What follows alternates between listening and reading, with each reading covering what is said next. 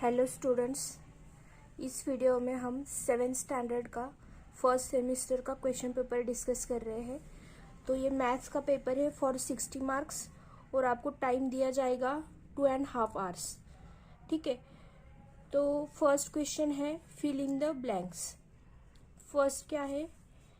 N angle whose vertex is the centre of the circle is called. तो answer क्या आएगा? Central angle. Second, the smallest even prime number is. तो prime number हम किसे बोलते हैं? जिस नंबर को किसी और नंबर से डिवाइड नहीं किया जा सकता except 1 and the number itself. मतलब अगर हमने 1, 2 मतलब 4, 5 तक नंबर्स लेती हूँ मैं। अब मुझे बताओ इसके डिवाइजर क्या होते हैं? 1 का डिवाइजर 1 होता है, राइट। 2 को कौन से नंबर से डिवाइड किया जा सकता है? तो 1 से और 2, मतलब 1 से तो हर किसी नंबर को डिवाइड किया जा सकता है और द नंबर इटसेल्फ मतलब 2 को डिवाइड करेगा, राइट। यहाँ पे 1 होगा डिवाइजर और 3 होगा। 4 के लिए कौन हो सकता है डिवाइजर? 1 से डिवाइड किया जा सकता है, 2 से डिवाइड किया जा सकता है और 4 से डिवाइड किया जा सकता है। उसके बाद 5 के लिए क्या होगा? 1 और 5। 6 के लिए क्या होगा? 1, 2, 3 एंड 6। 7 के लिए 1 एंड 7। 8 के लिए कौन से डिवाइजर होंगे? 1, 2, 4 एंड 8। इस तरह से ये क्या है आपके इस साइड मैंने क्या लिखा है? Divisors of this number. ठीक है, तो 1 को 1 से डिवाइड किया जा सकता है। अभी देखो यहाँ पे हर किसी नंबर को 1 से डिवाइड किया जा सकता है। ओके, ये तो एक स्टेटमेंट हुआ। उसके बाद हर कोई नंबर को उसी नंबर से डिवाइड किया जा सकता है, मतलब 2 को 2 से ही डिवाइड किया जा सकता है, 3 को 3 से डिवाइड किया जा सकता है, 4 को 4 से डिवाइड किया जा सकता है, इस तरह से। ठीक है, तो इन 2 नंबर्स के बारे में नहीं सोचना है। कौन से नंबर के बारे में? 1 एंड द नंबर इटसेल्फ, इनके बारे में नहीं सोचना है। ये 2 नंबर छोड़ के और किसी नंबर से डिवाइड किया जा सकता है क्या? ये देखो, तो देखो 2 को डिवाइड किया जा रहा है क्या किसी और नंबर से? नहीं। 3 को नहीं। 4 को, तो यहाँ पे 2 दिख रहा है आपको। 1 और द नंबर इटसेल्फ मतलब 1 एंड 4, वही नंबर छोड़ के दूसरा कोई नंबर मिल रहा है कि यहाँ पे? तो मिल रहा है 2। 5 की जगह नहीं मिल रहा, 6 की जगह मिल रहा है 2 एंड 3। 7 के लिए नहीं मिल रहा, 8 के लिए फिर मिल रहा है 2 एंड 4। तो इस तरह से जहाँ पे 1 एंड वो नंबर छोड़ के दूसरे नंबर्स मिल रहे हैं उन नंबर्स को बोलते हैं हम कॉम्पोजिट नंबर्स। ठीक है, और वो मराठी या हिंदी में क्या बोलते हैं इनको? संयुक्त संख्या। ठीक है, और बचे हुए जो नंबर्स है जिनको 1 और वही नंबर से डिवाइड किया जा सकता है, बाकी किसी भी नंबर से डिवाइड नहीं किया जा सकता, उन नंबर को आप क्या बोलोगे? Prime number. तो यहाँ पे कौन से प्राइम नंबर है? 1 प्राइम नंबर नहीं है और कॉम्पोजिट नंबर भी नहीं है। 1 को किसी में भी नहीं गिना जा सकता। ठीक है, 1 is not prime number and not composite number. तो 2 से देख लो, 2 is prime number, 3 is prime number. क्यों? क्योंकि इसे किसी और नंबर से डिवाइड नहीं किया गया। 2 को किसी और नंबर से डिवाइड नहीं किया गया, 3 को भी किसी और नंबर से डिवाइड नहीं किया गया, 5 को भी नहीं, कोई और नंबर नहीं मिल रहा है 1 और 5 छोड़ के। 7 के लिए भी देखो 1 और 7 छोड़ के कोई और नंबर नहीं मिल रहा। तो इस तरह से आपको देखना होता है। कोई और नंबर मिल रहा होगा तो वो होगा कॉम्पोजिट नंबर। कोई और नंबर नहीं मिल रहा होगा डिवाइजर की मतलब डिवाइजर के लिस्ट में, तो वो कहलाएगा आपका प्राइम नंबर। तो 2, 3, 5, 7 इस तरह से आपके ये प्राइम नंबर हो गए। अभी देखो यहाँ पे क्या पूछा है? स्मॉलेस्ट, सबसे छोटा चाहिए, और इवन मतलब सम संख्या जिसको बोलते हैं हम मराठी में। ठीक है, तो इवन नंबर और प्राइम भी होना चाहिए, इवन भी होना चाहिए और स्मॉलेस्ट भी होना चाहिए। तो 2 एक ऐसा ही नंबर है जो इवन है, एक ऐसा प्राइम नंबर जो इवन है वो अकेला 2 है, बाकी कोई भी ऐसा इवन नंबर नहीं है जो प्राइम भी है, ठीक है। तो ये इवन भी है, प्राइम भी है, ठीक है। तो ये क्या है आंसर आपका 2। मैंने यहाँ पे आपको प्राइम नंबर्स कौन से होते हैं और कॉम्पोजिट नंबर्स कौन से होते हैं ये एक्सप्लेन किया है ठीक से। आई होप आपको समझ में आ गया है। थर्ड क्वेश्चन क्या है, if the sum of the measure of two angles is dash dash they are known as supplementary angles. तो देखो सप्लीमेंट्री एंगल्स के लिए सम कितना होना चाहिए, 180 डिग्री। और कॉम्प्लीमेंट्री एंगल जो होते हैं, सप्लीमेंट्री में क्या होता है, दो एंगल्स का सम, ये आपको याद रखना है। मतलब कॉम्प्लीमेंट्री में 90 डिग्री, ठीक है। कॉम्प्लीमेंट्री में 90 डिग्री, सप्लीमेंट्री में 180 डिग्री। इनको उल्टा पुल्टा नहीं करना है आपको, ठीक है, ठीक से याद रखो। तो देखो 180 डिग्री आएगा आंसर। फोर्थ क्या है question, if the sum of the measures of the two angle is 90 degree they are known as dash dash angles. तो यहाँ पे मैंने अभी बताया क्या बोलते हैं, अगर 90 डिग्री होगा तो उसे क्या बोलते हैं, कॉम्प्लीमेंट्री। तो आपका आंसर क्या आएगा, कॉम्प्लीमेंट्री एंगल्स, ठीक है। Fifth question, if arc AXB and arc AYB are corresponding arcs and measure of arc AXB is 180 degree, then measure of arc AYB पूछा है आपको। तो देखो आर्क मतलब क्या होता है, अगर ये सर्कल है आपका, सर्कल थोड़ा सा टेढ़ा मेढ़ा हो गया, ठीक है, उस पर ध्यान मत दो, कॉन्सेप्ट देखो। यहाँ पे एक्स होगा, उन्होंने क्या बोला, if arc AXB is 120 degree find arc and AYB is corresponding arc. Corresponding मतलब क्या, कि अगर ये सर्कल है, AXB सर्कल का एक आर्क बना रहा है, मतलब यहाँ तक, तो ये बचा हुआ आर्क जो है उसका क्या कहलाएगा, करस्पॉन्डिंग आर्क, ठीक है। तो AXB अगर इतना है तो बचा हुआ आर्क क्या होगा, उसका करस्पॉन्डिंग। करस्पॉन्डिंग का मीनिंग समझ लो, तो ये बचा हुआ आर्क क्या है, उसका करस्पॉन्डिंग आर्क। तो AXB का करस्पॉन्डिंग आर्क क्या है, AYB, ठीक है। अभी आपको पता है ये टोटल सर्कल का मेजर कितना होता है, 360 डिग्री, राइट। तो आपको क्या दिया है, AXB इज 120 डिग्री, तो AYB कितना होगा, आपको क्या करना पड़ेगा, 360 से 120 को माइनस करना पड़ेगा। तो क्या कैसे करोगे आप, measure of arc AXB is equal to क्या होगा, 360, सॉरी AYB निकालना है हमें, तो यहाँ पे AY लिखो, क्या होगा 360 डिग्री माइनस, क्या करेंगे हम, ये टोटल होता है 360, तो AXB और AYB मिला के 360 होगा, राइट। तो अगर हमें AYB का निकालना है तो क्या करना पड़ेगा, 360 से AXB का माइनस करना पड़ेगा, AXB। तो क्या आ जाएगा, देखो 360 minus 120 is equal to 240 degree. तो आपका आंसर क्या आएगा यहाँ पे, 240 डिग्री, ठीक है। सिक्स क्वेश्चन क्या है, the angle bisectors of a triangle are concurrent, their point of concurrence is called, ये पूछा है क्या होता है एंगल बाइसेक्टर, क्या होता है ये बताती हूँ मैं पहले। तो ये इस तरह से आपका सपोज एक ट्रायंगल है, ठीक है। एंगल बाइसेक्टर मतलब आप क्या करते हो, यहाँ पे कंपास रख के, मैं दिखाई देती हूँ आपको, ये अगर ट्रायंगल है आपका ABC, मैं आपको कॉन्सेप्ट समझा रही हूँ, ठीक है, बोर मत होना यहाँ पे। अगर मुझे एंगल ABC जो है ये एंगल, इसका एंगल बाइसेक्टर निकालना है, ठीक है। तो मैं यहाँ पे कंपास रखूंगी, यहाँ से थोड़ा मेजरमेंट लेके इस तरह से आर्क ड्रॉ कर लूंगी, ठीक है, इस तरह से।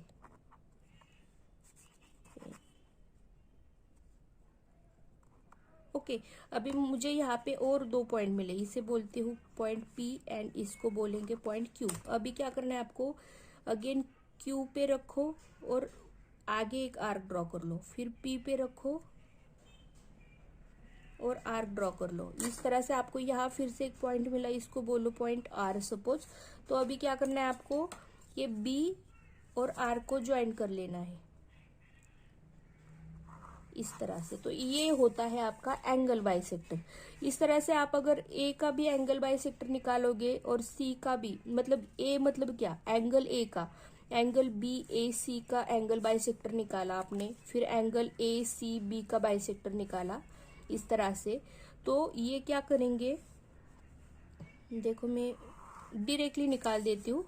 अभी ये मैंने आपको बताया किस तरह से निकालते हैं कंपास का यूज करके, ठीक है।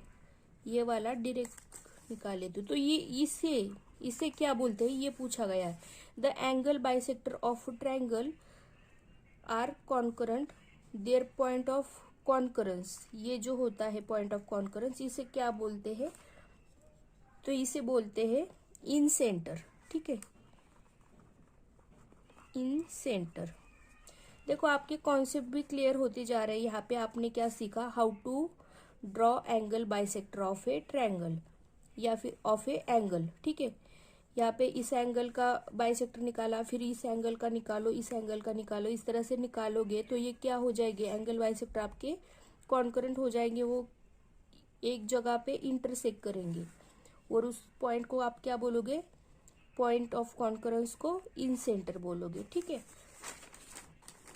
सेकेंड क्वेश्चन देखो क्या है, एरिया ऑफ सर्कल। तो ये पूरा फॉर्मूलाज के लिए, मतलब मैच द फॉलोइंग जो क्वेश्चन है, पूरा फॉर्मूलाज दिया है मैंने आपको। अगर फॉर्मूला याद है हर क्वेश्चन का तो आपको ये इजी से आ जाएगा।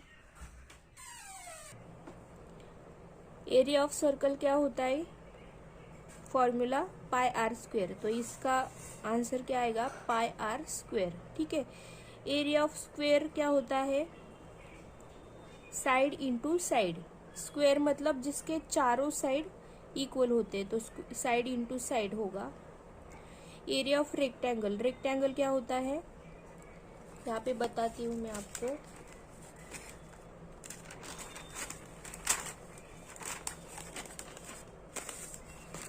देखो स्क्वायर मतलब जिसके चारों साइड सेम होते हैं, राइट, चारों की लेंथ इक्वल होगी। तो एरिया क्या आएगा, आप क्या करते हो, एरिया साइड इंटू साइड, मतलब ए स्क्वायर, साइड का स्क्वायर, ऐसा भी बोल सकते हो आप, साइड का स्क्वायर, ठीक है। एरिया ऑफ रेक्टेंगल, तो रेक्टेंगल क्या होता है, जिसमें सामने वाली साइड से इक्वल होती है, मतलब अगर इसकी लेंथ यल है तो ये आगे वाली साइड की भी लेंथ यल होगी, यहाँ की बी है तो यहाँ की भी बी होगी। तो इसका एरिया कैसे निकालते हैं, यल इंटू बी। तो एरिया ऑफ रेक्टेंगल क्या होगा, length into breadth. Perimeter of circle is 2 pi R. Perimeter और एरिया में डिफरेंस समझो, एरिया मतलब पाई आर स्क्वायर, पेरीमीटर मतलब 2 pi R. Perimeter of square, perimeter मतलब क्या होता है कि आप ये जो आपको लाइन दिख रही, बस इसका मेजरमेंट आप ऐड करते हो, मतलब L plus B plus L plus B, इस तरह से, ठीक है। तो अब क्या पूछा है आपको, पेरीमीटर ऑफ स्क्वायर। तो आप चारों की लेंथ ऐड कर लोगे, तो कैसे करोगे, ए प्लस पेरीमीटर ऑफ स्क्वायर क्या करोगे आप, चारों की लेंथ, चारों साइड्स की लेंथ ऐड कर लोगे। तो ए प्लस ए प्लस ए प्लस ए, तो ये कितने हुए, कितने ए है, ये 4a। तो ये 4a आपका पेरीमीटर ऑफ स्क्वायर होगा। 4a बोल सकते हो, या ये आपकी साइड है ना, तो 4 इंटू साइड भी बोल सकते हो। तो पेरीमीटर ऑफ स्क्वायर क्या होगा, 4 into side. Perimeter of rectangle क्या होगा, तो देखो अभी रेक्टेंगल मतलब मैंने क्या बोला, पेरीमीटर मतलब आप पूरी लेंथ की एडिशन कर लेते हो बस। तो देखो ये यल मतलब लेंथ है, L plus B plus L plus B, तो इन्हें अगर ऐड कर लोगे तो ये यल प्लस यल कितने हुए, 2l, और बी प्लस बी कितने हुए, 2b। अगर मैंने 2 को कॉमन निकाल लिया तो ये अंदर क्या रहा, L plus B. L is length, B is breadth. तो यह इस तरह से फॉर्मूला कहाँ पे दिख रहा है आपको, यहाँ पे 2 इंटू लेंथ प्लस ब्रेड्थ। तो पेरीमीटर ऑफ रेक्टेंगल क्या आ गया आपका, लेंथ प्लस ब्रेड्थ, ठीक है। एरिया ऑफ सर्कल, ए का ऑप्शन क्या है, आंसर 2। एरिया ऑफ स्क्वायर क्या है, 5, ऑप्शन लिख रही हूँ मैं आगे। Area of rectangle is fourth option perimeter of circle is, sixth option perimeter of square is, third option perimeter of rectangle is first option. ठीक है, थर्ड क्वेश्चन देखो क्या है, राइट ट्रू और फॉल्स। ठीक है, तो two angles with equal measure are congruent to each other. ठीक है, तो ये क्या है, ट्रू है। इसके आगे आपको लिखना है true. To angles with equal major मतलब दो एंगल्स है इस तरह से,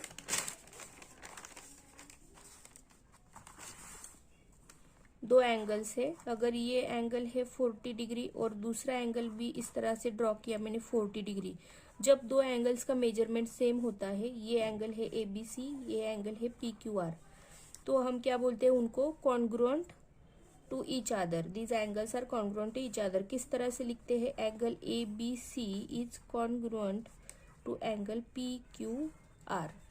ठीक है, तो ये क्या हो गया, कॉन्ग्रुएंट, तो ये ट्रू हो गया। सेकंड क्या है, LCM means highest common factor. तो देखो आपको समझ में आ जाना चाहिए, यहाँ पे यल दिया है तो यहाँ पे एच हाईएस्ट कैसे आएगा, राइट। एलसीएम मतलब क्या होता है, लीस्ट कॉमन मल्टीपल, और हाईएस्ट कॉमन फैक्टर किसका एक्सपांशन है, मतलब एचसीएफ का लॉन्ग फॉर्म है, क्या होता है, हाईएस्ट कॉमन फैक्टर। तो ये गलत हो गया ना, यहाँ पे एलसीएम का क्या आना चाहिए था, लीस्ट कॉमन मल्टीपल, तो ये हो गया रॉन्ग, फॉल्स हो गया ये। थर्ड क्या है, the quotient of two positive integer is a negative integer. तो देखो कोशेंट मतलब जब आप डिवाइड करते हो तो जो आंसर मिलता है उसको बोलते हैं quotient of two positive integer. अगर मैंने दो पॉजिटिव इंटीजर ले लिए, सपोज इस तरह से, ऊपर ले लिया मैंने 10, ये मतलब +10 पॉजिटिव इंटीजर्स बोला है, और नीचे ले लिया +2। अगर मैं इन दोनों का डिवीजन करूंगी, मतलब 10 को 2 से डिवाइड करूंगी, तो क्या आ जाएगा, +5। तो ये क्या निगेटिव है क्या, नहीं है। तो निगेटिव कैसे आ सकता है, नहीं आ सकता। कोई भी दो नंबर्स ले लो, 12 ले लिया, 6 से डिवाइड किया, दोनों पॉजिटिव नंबर थे, 6 2 12, ये भी पॉजिटिव आ गया। ठीक है, तो किसी भी टू पॉजिटिव इंटीजर्स का कोशेंट निगेटिव कभी भी नहीं होता। ठीक है, तो ये भी आपका गलत हो गया, false. The sum of the measure of the angles in a linear pair is 180 degree. तो देखो एंगल्स इन लीनियर पेयर कैसे होते हैं,